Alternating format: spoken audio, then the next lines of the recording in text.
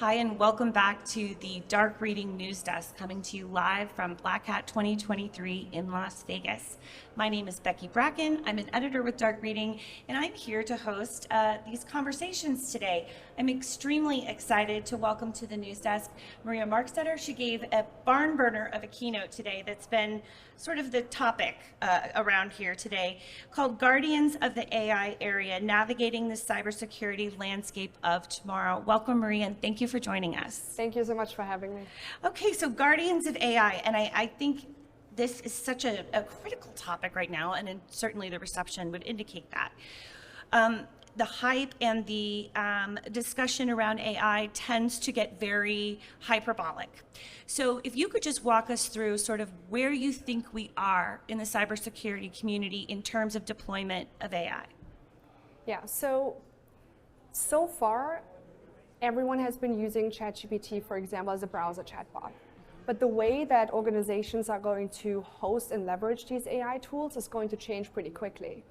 Because companies, they don't want to trust their data to these external providers such as OpenAI, because they want to control over their own data. So they're trying to integrate these model capabilities into their services, but also host it into their own infrastructure. Which means that not only will this open up attack surfaces because they're integrating a new system, but also it will it will open up new attack surfaces. Basically. Sure. Good. And so, what are the jobs that AI can do in your everyday SOC? So it can definitely reduce the noise.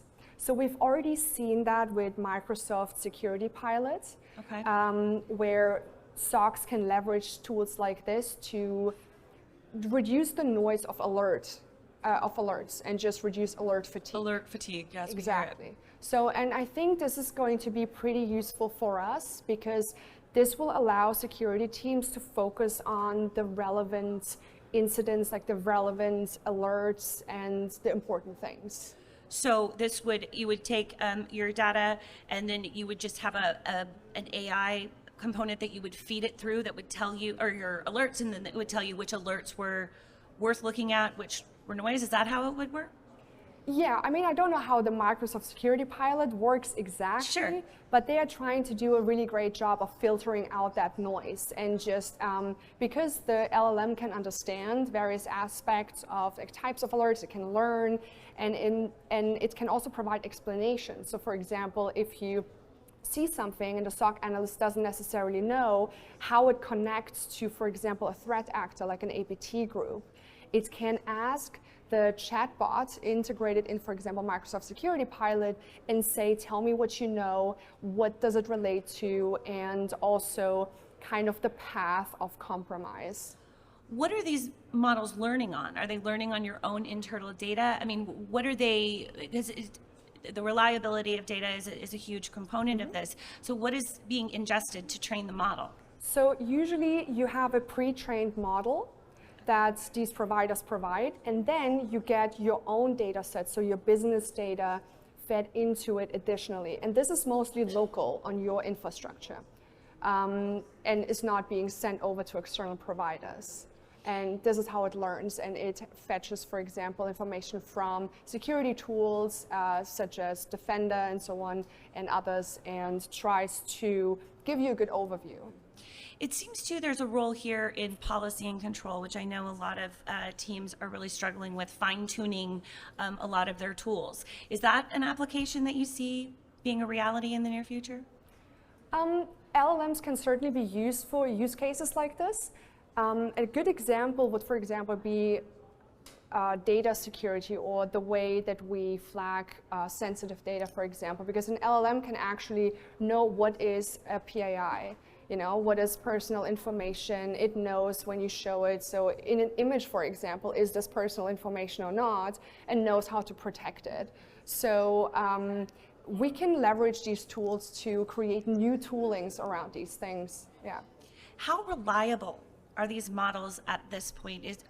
Are they spitting out information that's actionable today? Is there going to take some more maturation of the market? Where are we?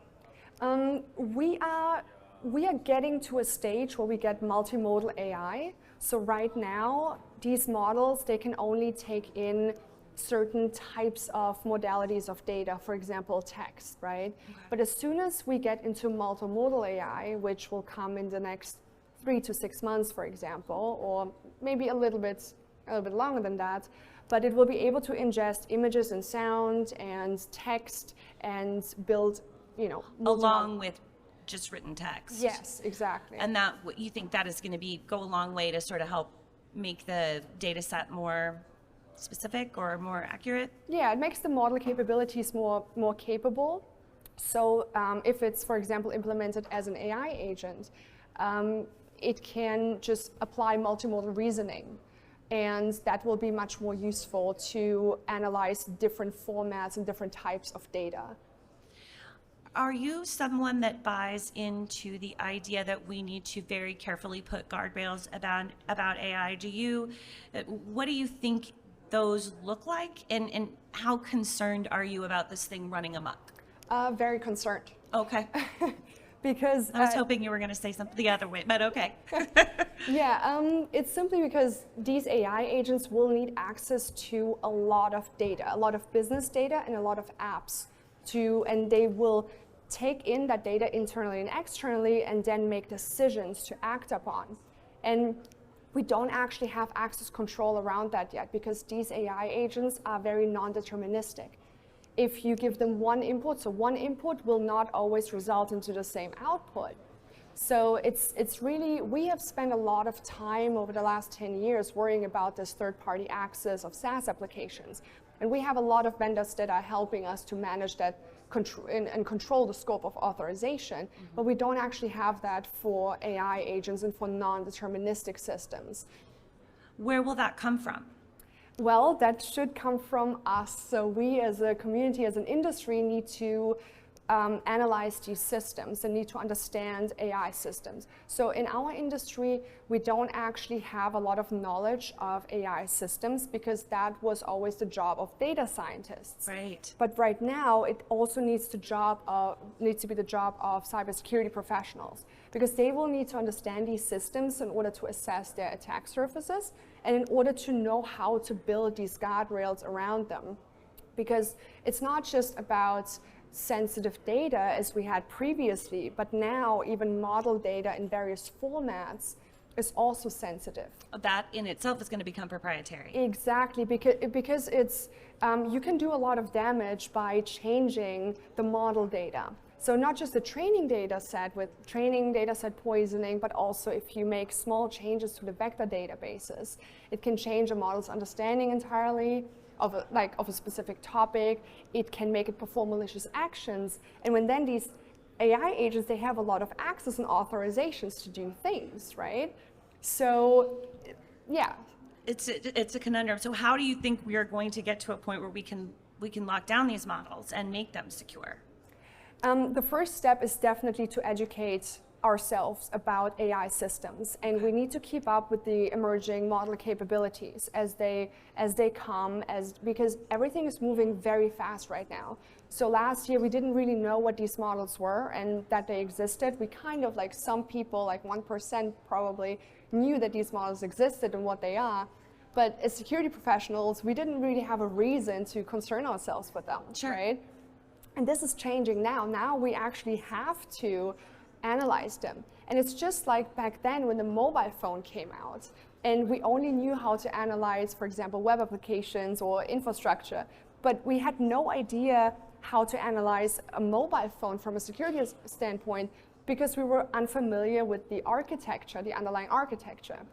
So people had to learn mobile architectures to, for example, perform mobile app security tests or even on an OS level. And these AI systems, you can think of them as like a new type of architecture that we need to learn. And as soon as we learn that architecture, we will be able to understand how to attack it. Yeah. Exactly. And then we can find creative ways to implement these guardrails. But without understanding these systems and just saying, oh, that's the problem, that's a model problem, that's for the data scientist. And it is actually our problem right now. Unfortunately, we're out of time, but can you please just leave us with some suggestions for where cybersecurity pros can go to tool up on this? Where should they be looking? So a lot of people have probably heard of MITRE. So they have these APT matrices. And they released a new one called Atlas for model attacks. Okay. So really like an APT landscape of model attacks.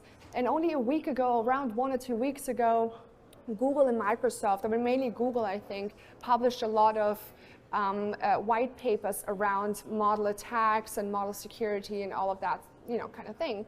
So that would be a great place to start. And then it's just the creativity of what we always do, because we are hackers and we know how to find creative ways to break them. And then we need to break them and make them secure.